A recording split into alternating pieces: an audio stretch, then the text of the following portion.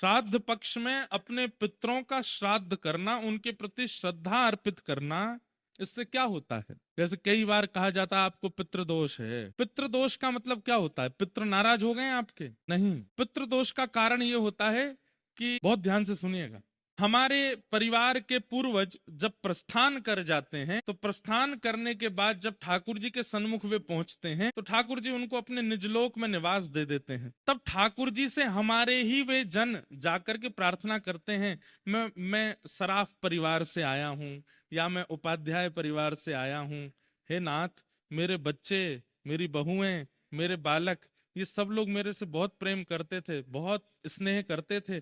अब तो मेरा संबंध इनसे टूट चुका है, पर फिर भी नाथ मैं बस इतनी कृपा आपसे चाहता हूं कि इस परिवार पर कृपा बनाए रखना। हमारे पितृ जाकर के ठाकुर जी से हमारी प्रार्थना करते हैं कि आप इन पर कृपा बनाए रखना ठाकुर जी। ठाकुर जी कहते हैं, अच्छा तुम इतनी इनकी जो है जैक लगा रहे हो तो अपने परिवार के लोगों की, देखते हैं श्राद्ध पक्ष में तुम्हारा श्राद्ध ये लोग कैसे करेंगे।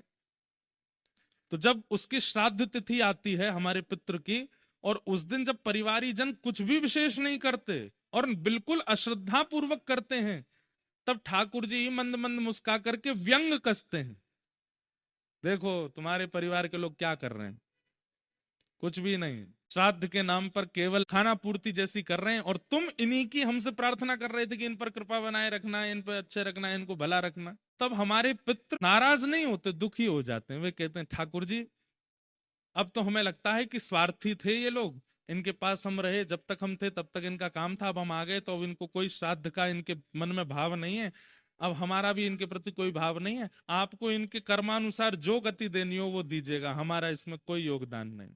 सीधी बात।